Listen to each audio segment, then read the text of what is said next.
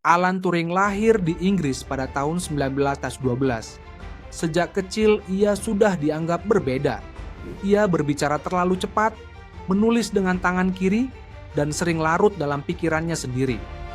Ketika anak-anak lain bermain di luar, Turing lebih suka duduk diam, membaca buku tentang matematika atau mengamati gerakan semut.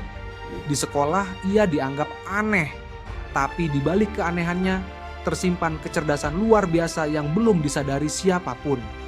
Suatu hari ia bertemu Christopher Morcom, teman sekelas yang kemudian menjadi sahabat dan cinta pertamanya. Christopher adalah satu-satunya orang yang mengerti dunia Alan. Namun, takdir berkata lain. Di usia remaja, Christopher meninggal mendadak karena penyakit. Alan hancur. Tapi dari kehilangan itulah tumbuh sebuah tekad, memahami alam semesta dan mencari makna di balik semua kejadian. Ia melanjutkan pendidikan ke Universitas Cambridge, lalu ke Princeton, Amerika Serikat. Di sana ia mengembangkan konsep mesin universal, sebuah gagasan revolusioner yang jadi dasar komputer modern. Namun saat dunia akademik mulai mengenalnya, dunia nyata memanggil. Perang telah pecah, dan Inggris membutuhkan sesuatu yang lebih dari sekadar pasukan. Mereka butuh seseorang yang bisa berpikir di luar batas.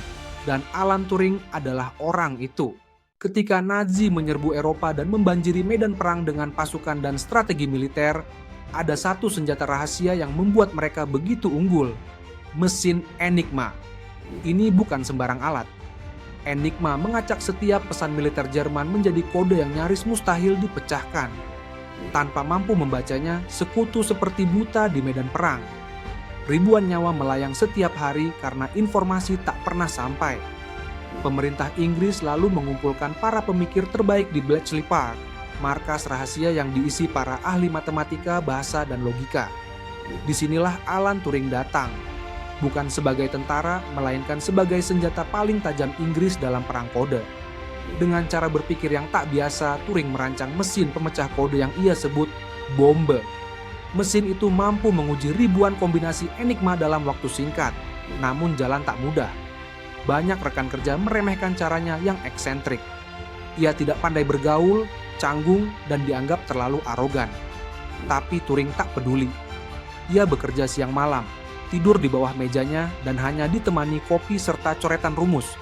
Tekadnya hanya satu, menyelamatkan nyawa. Dan akhirnya mesin itu berhasil. Kode enigma berhasil dipecahkan. Setiap hari mereka membaca ratusan pesan rahasia Jerman. Inggris jadi punya mata dan telinga di balik setiap pergerakan musuh. Tanpa Alan Turing, mungkin Perang Dunia Kedua akan berlangsung lebih lama dan lebih mematikan. Meski jasanya begitu besar, dunia tidak tahu siapa Alan Turing. Semua yang ia lakukan di Bletchley Park adalah rahasia negara. Bahkan keluarga dan teman dekatnya tak tahu bahwa pria pendiam ini adalah alasan jutaan orang bisa bertahan hidup. Ia menyelamatkan dunia, tapi tetap hidup dalam bayang-bayang. Setelah perang usai, pemerintah Inggris membubarkan tim Bletchley Park. Para pahlawan rahasia dipulangkan tanpa pengakuan, tanpa penghargaan. Alan kembali ke dunia akademik, mengajar, menulis, dan terus mengembangkan idenya soal kecerdasan buatan, sebuah konsep yang belum dipahami siapapun pada masa itu. Ia menulis tentang mesin yang bisa berpikir, sesuatu yang kemudian dikenal sebagai awal mula kecerdasan buatan. Tapi di balik prestasinya, Turing menyimpan luka yang dalam. Ia hidup dalam ketakutan, bukan karena musuh, tapi karena dirinya sendiri. Turing adalah seorang homoseksual, sesuatu yang saat itu dianggap kejahatan di Inggris. Cinta yang seharusnya membuat manusia lebih utuh, justru membuatnya terancam. Ia hidup dalam diam, menyembunyikan jati dirinya, dan menanggung beban yang tak layak ditanggung seorang pahlawan. Dan tak lama kemudian, rahasia itu akhirnya terbongkar. Dunia yang ia selamatkan justru berbalik menusuknya. Tahun 1952, Alan Turing ditangkap karena orientasi seksualnya. Di Inggris saat itu, menjadi homoseksual bukan hanya aib sosial, tapi juga dianggap tindakan kriminal. Alih-alih diberi penghargaan atas jasanya di perang, Turing justru dijatuhi hukuman yang kejam. ia harus menjalani terapi hormonal atau dipenjara. Turing memilih suntikan hormon, sebuah pengobatan yang merusak tubuh dan pikirannya. Ia mengalami perubahan fisik, kehilangan gairah hidup, dan semakin dijauhi masyarakat. Ilmuwan jenius yang pernah mengubah dunia kini hidup dalam kesendirian, penuh rasa malu, dan perlahan-lahan kehilangan dirinya sendiri. Ia tak lagi bisa bekerja seperti dulu. Dunia akademik memalingkan wajah. Pemerintah tak lagi mengakui perannya. Seolah-olah seluruh pencapaian ilmiahnya terhapus oleh satu label sosial yang dianggap tidak pantas. Dan Alan Turing, yang dulunya adalah pelopor pemikiran modern, kini jadi simbol pengkhianatan negara terhadap anak terbaiknya. Ketika ia wafat dalam kesepian, hanya sedikit yang peduli. Tidak ada pemakaman kenegaraan, tidak ada pernyataan hormat. Ia meninggal sebagai kriminal, bukan pahlawan. Padahal, tanpa Alan Turing, barangkali dunia seperti yang kita kenal hari ini tak akan pernah ada. Setelah puluhan tahun, dunia mulai membuka mata. Tulisan-tulisan Turing tentang mesin pemikir ternyata menjadi fondasi komputer modern. Teorinya tentang logika, algoritma, dan kecerdasan buatan kini dipelajari di seluruh dunia. Tanpa ia sadari, Turing telah membangun masa depan. Pada tahun 2009, pemerintah Inggris akhirnya menyampaikan permintaan maaf secara resmi atas perlakuan terhadap Alan Turing. Lalu pada tahun 2013, ia diberikan pengampunan kerajaan secara anumerta. Tapi bagi banyak orang, permintaan maaf itu datang terlalu lambat.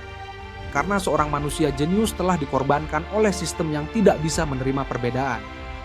Warisan Turing kini hidup di dalam ponsel kita, di komputer, di internet, bahkan di teknologi kecerdasan buatan yang berkembang pesat.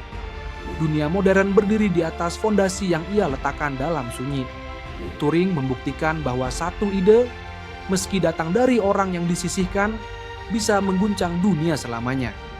Dan ironisnya, semua itu lahir dari seseorang yang tak pernah mendapat tempat di tanah kelahirannya sendiri.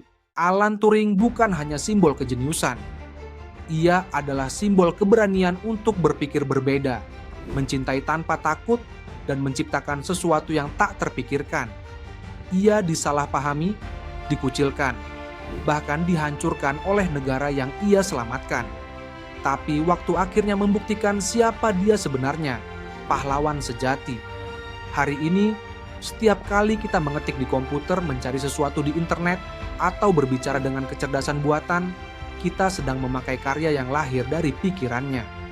Alan Turing telah meninggalkan dunia, tapi ia hidup dalam setiap algoritma yang menjalankan peradaban digital kita. Jika kamu percaya bahwa dunia harus terus belajar dari kisah seperti ini, tentang kejeniusan, luka, dan pengkhianatan yang tidak boleh terulang, dukung kami dengan menekan tombol suka, tuliskan pendapatmu di kolom komentar, dan subscribe channel Biografi Kilat. Karena sejarah bukan hanya untuk dikenang, tapi untuk dijaga agar tak mengulang kesalahan yang sama.